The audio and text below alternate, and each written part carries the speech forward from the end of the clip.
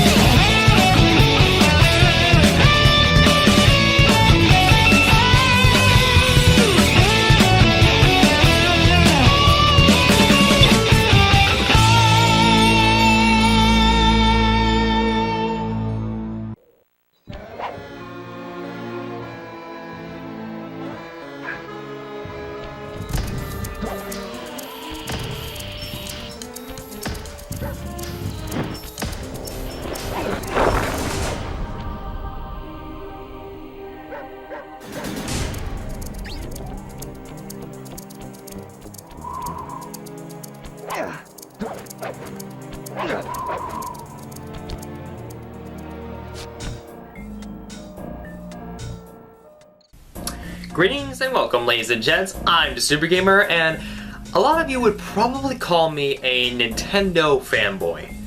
And honestly, I can't really blame you. I love Nintendo. I've been playing Nintendo ever since I was a little kid, which was a big reason why I had no interest whatsoever in playing anything on PlayStation or Xbox. I was pretty biased for a long time.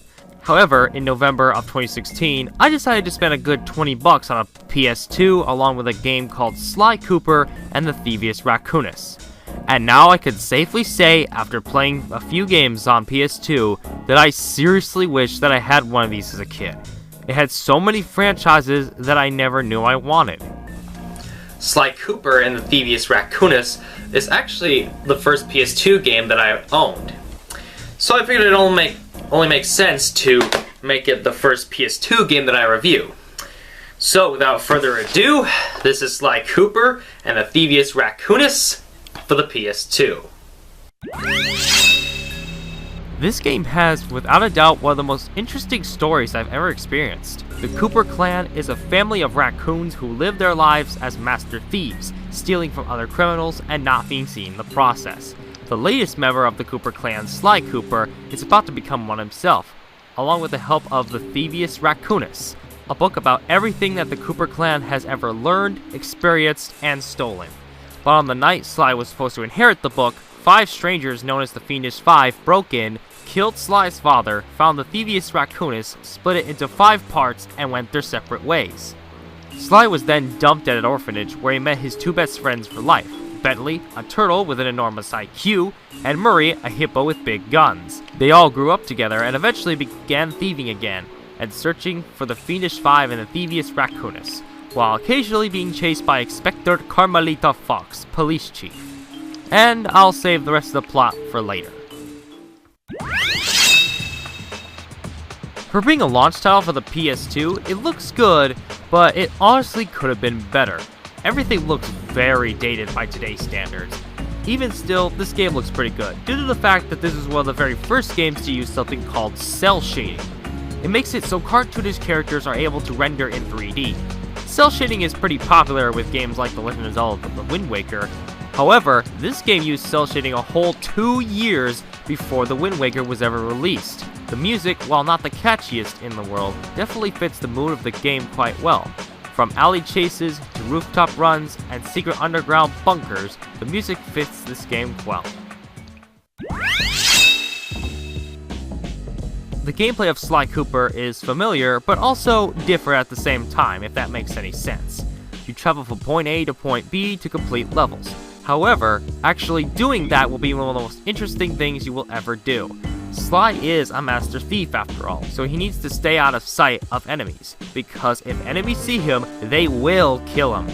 So he can stay out of sight by sidling on walls, balancing on poles, climbing pipes, and so on.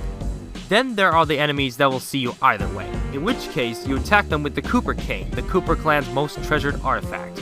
You'd be surprised by how much this thing can do, which is a lot. However, he can do a lot more than just sneak around and hit things with a stick.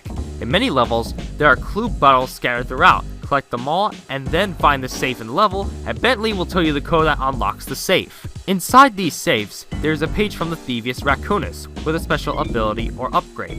And holy crap, are you gonna need these upgrades as soon as you can possibly get them. These pages allow you to do things like speed up the clock, roll the electric field around you, and briefly defy gravity. The reason these are so helpful is because it only takes one hit until you kick the bucket. Thankfully, there are lucky charms that allow you to take more than one hit, allowing you to take up to 3 hits. There are many different kinds of levels. First, there are the normal levels, where the goal is to simply make it to the end. There are also levels where you escape from Inspector Fox, levels where you take control of a turret launcher protecting Murray, levels where you play as Murray in the Cooper van racing other vans for a key, collectathon levels where you collect a certain amount of objects with an obstacle or time limit attached, and lastly, levels where you take control of a speeder with a blaster on it, blowing the crap out of everything in sight. Speaking of which, in order to progress through the game, you need to collect all the keys by beating the levels. The last thing to talk about are the boss fights with the Fiendish 5. They all bring a decent amount of challenge and require you to use the skills you've learned throughout the game, except for the panicking. That guy was a joke. My favorite boss is probably the third boss, Ms. Ruby. It's a rhythm game where you press the buttons she throws at you. It's pretty fun and challenging, definitely practices your reflexes. Now, I want to talk about something. You probably all know that I don't usually show the last few moments of the game on this channel. That's because I like to make my reveals detailed enough so you know enough about the game, while also leave out enough so that you'll want to play it for yourself to see how it ends.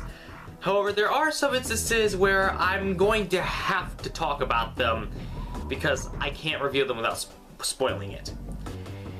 So, whenever you see this,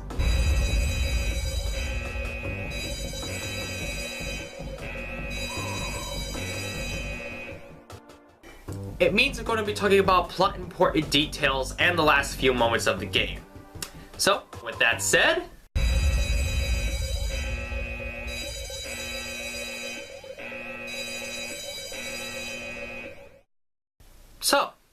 if you're here, that must mean two things. Either A, you have already beaten the game and you know what the ending is, or B, you have completely ignored my warning and decided to take a look at the ending anyway.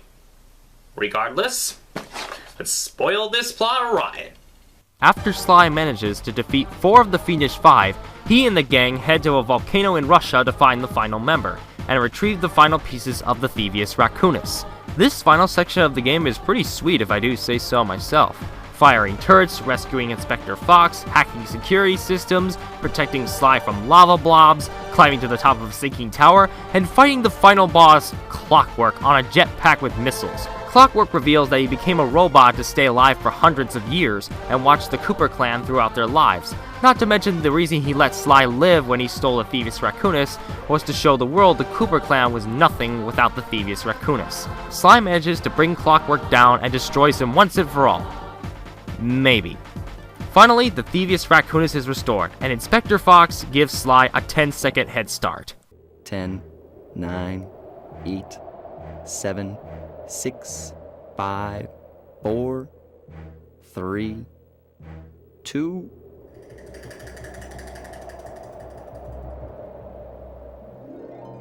1.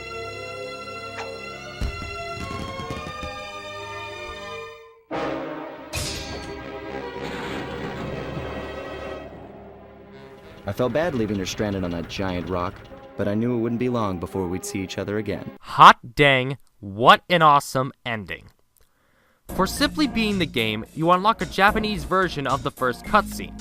It's awesome because I don't understand a single thing they say. And if you collect every single page of the Thevius Raccoonus, you unlock the Master Thief time challenges. Let me tell you right now, these challenges are so stupidly hard, I didn't even bother doing any of them for this playthrough. So I'm just going to show you what you get when you do play them. If you manage to complete them, you unlock designer's commentary for all the levels, a behind-the-scenes video, and commercials along with their outtakes.